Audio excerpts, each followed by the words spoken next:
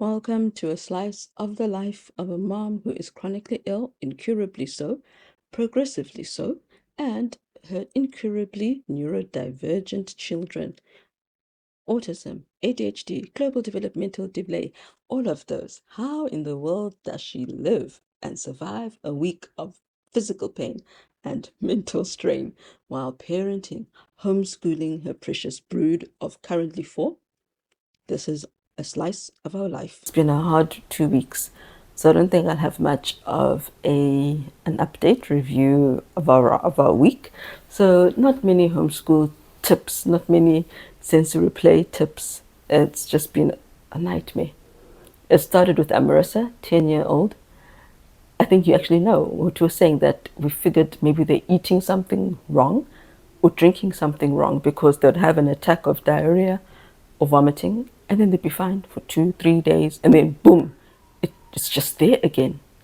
And they weren't complaining of anything else. There was no this is sore, or there was just nothing. And my son also got it, same thing. That's when I realized, okay, they're all sick now.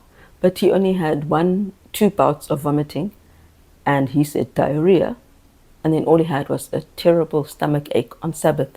That's when I thought, oh, maybe he needs medical attention. But he was fine. He's been fine since Sunday. And now it came. That's when I realized, okay, it actually must be a bug, not something they ate, because why do I now have this same thing? And it hit hard. I'm sitting there, stomach bug, you can imagine. And I'm sitting there, and at the same time, it wants to come out my front as well. It was terrible. It's disgusting to picture. But the level of sickness, I've never had that before, where I'm sitting and trying to get rid of stuff that is insisting on coming out the bottom. And at the same time, I need to stand up because I don't have a bowl in front of me. It just comes so suddenly. There was no warning. So I vomited on my hair because it was nighttime. My hair wasn't up, and yeah, I can't do bonnets. I've tried. It's too hot. It's too hot for me. Ankylosing spondylitis gives you night sweats, so it's too much. So I don't really use bonnets. So my hair goes whoop over the toilet bowl and puh. It was gross and just puh. So I washed my hair, and it just continued and continued until yesterday. Today is the stomach pain, that excruciating stomach pain my son had. That's what I've got today. That's the last bit of it. So that's how we've been. I haven't done any school this week. The children have been very happy about that. And I haven't done any vision therapy. I warned the therapist that, okay, the optometrist, behavioral optometrist, that Amaris is coming with a helper because we still don't have a driver. But we haven't done much this past 2 weeks because they've been sick and now I've been sick. So, but I hear it went well. It went well. I hear from them. Haven't heard from the optometrist herself yet. So today was my checkup day. I went to the rheumatologist, and I've had this lady who checks, like, I don't know, thoughtfully checks on you. It's not the usual, how are you? How's everyone? Okay, shame. I'm sorry about that. That's just so. I don't know. Yeah. So she's more, how was your day today? How were the children today? How were the tantrums? Was it a better day or a worse day? Like really digging into how the day actually was. And when you're someone like me who doesn't have anyone to discuss it with or feel it with, it means a lot. It really does mean a lot. That someone who's not even living it, so they're not going to say, oh, mine was even better or worse or shame. I know Harry did this. She's just asking, not because she can relate, but because she just wants to know.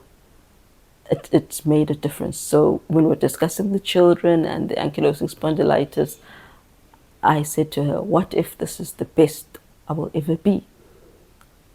Is this it? Because she was saying she doesn't like how slow the process is for getting help. So yes, today was my actual appointment, and as you can guess, we're going to try and move on to biologic number 3. The rheumatologist feels we've definitely tried this other one long enough. As I told her when I got in, I don't feel like I want to die anymore lately, but I'm still in too much pain and I'm still suffering. Night times, I don't know if you can see from there, but night times I'll be like this because the one leg is just gone. The hip, the over here, sorry, is gone. That bone there, that joint is gone. And one day I'm scared I'll just fall. So there's that. And in the morning as well, it takes 2 hours for that to loosen up so I can kind of limp around normally.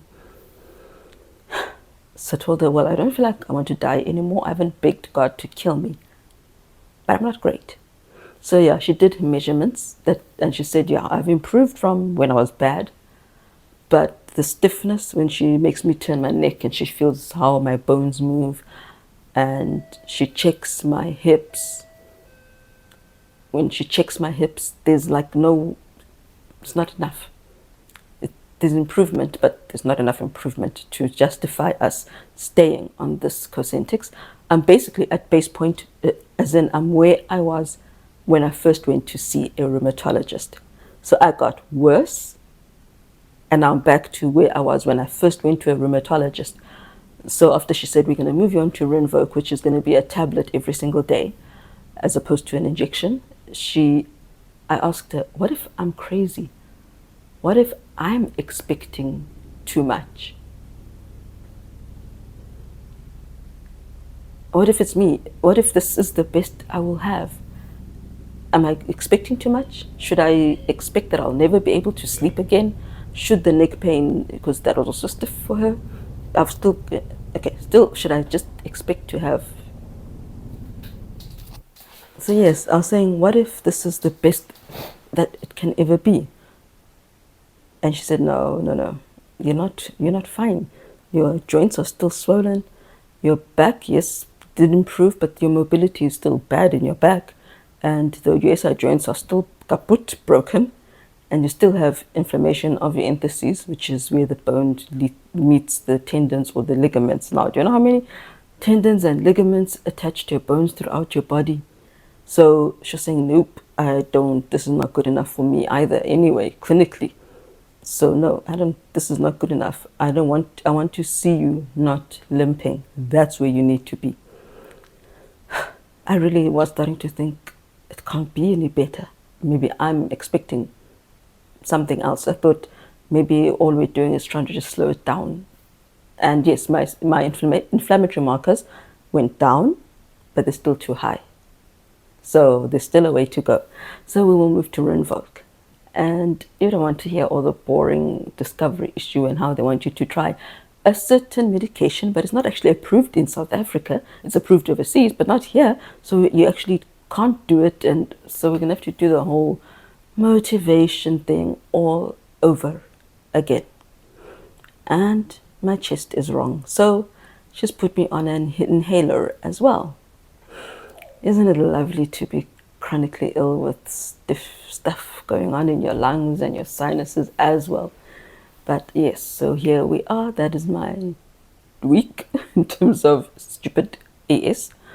And the children, yeah, we didn't do much, as I said. But there's the sweet moments. As I said, the twins, well, the twins are twins. My daughter, Urinele, is only 2 minutes older than the other one, but then her twin. But she always views her as younger. Intellectually, she is younger. In abilities, she is younger. So in her head, she's younger, though she's bigger and stronger. So the one time she went into her room and she was just, when they wake up, because they sleep, the girls, the twins, sleep in separate rooms. So she went to go see her not talking twin, and she's like, oh, hello Rio, hello you cutie. And she was ruffling her hair or patting her head. And earlier on this week, Rio, which she doesn't usually do, Rio went into their room when it was wake up time. So we were all in there, and I was trying to get the girls to get dressed because ADHD kids and getting dressed, it's a nightmare. You have to push and prod and remind. So I was there with them, and guide. You have to say, take this off. You have to give one instruction at a time and then make sure that it gets followed. So they said, oh, she's in here. So Nelo said, oh, she's so cute. I just thought it was so sweet that she just, she loves her sister. She doesn't ask anymore, why doesn't she talk to me?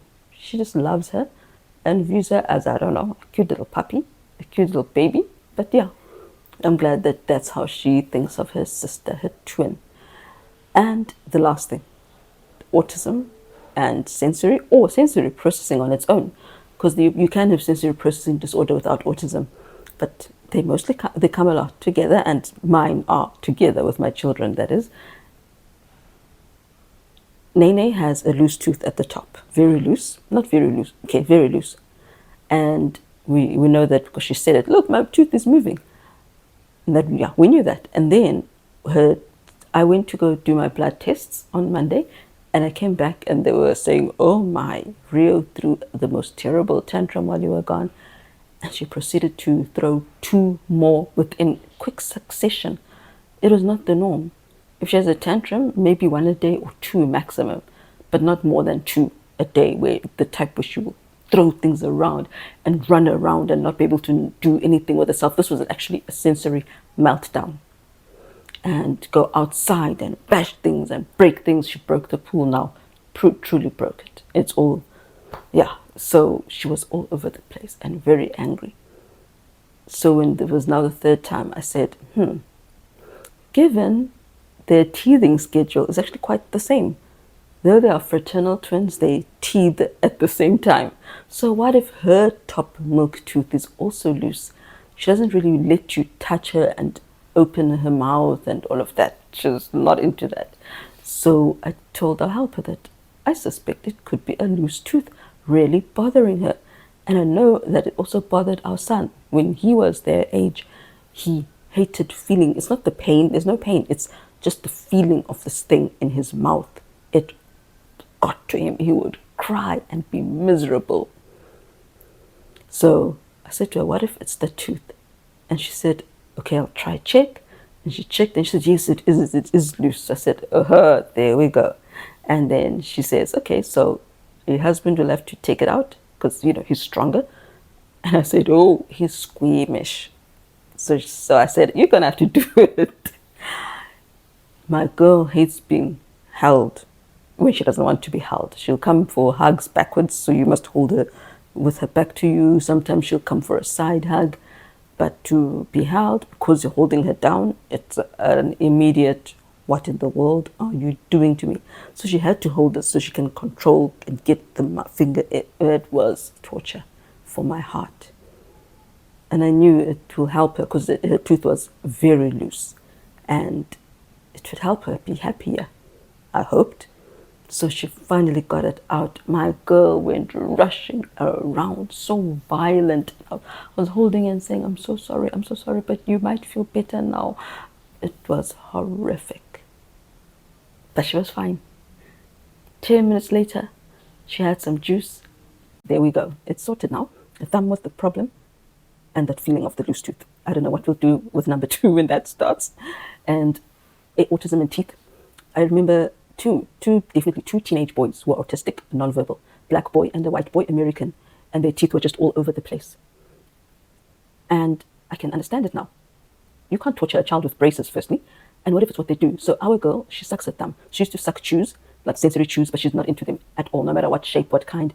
She doesn't want that. She wants her own thumb. Maybe it's also soothing on her actual thumb, besides the feeling in her mouth. So now her 2 bottom teeth have moved into the mouth, which gives a kind of an overbite with the 2 top teeth. And the other teeth are still in front. So you've just got this kind of... And I'm sure the top teeth, things will happen to them.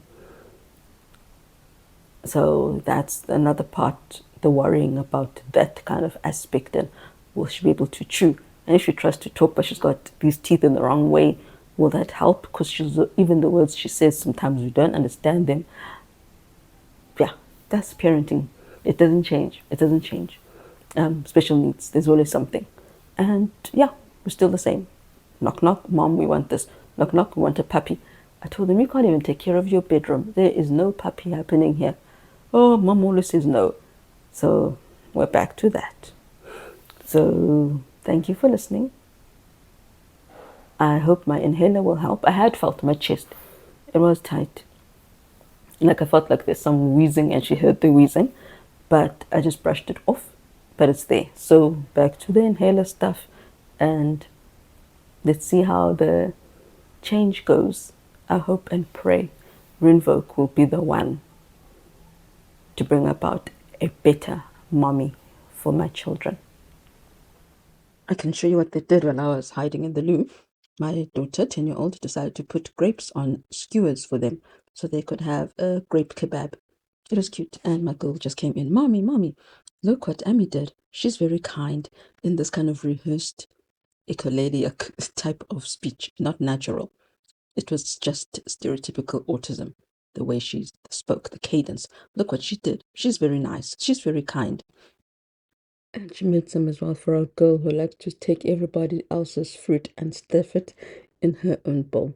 She just decided I'll also make one for Rio, even though she hadn't seen the other fruit skewer. It's just the love I know all parents enjoy seeing their children loving each other.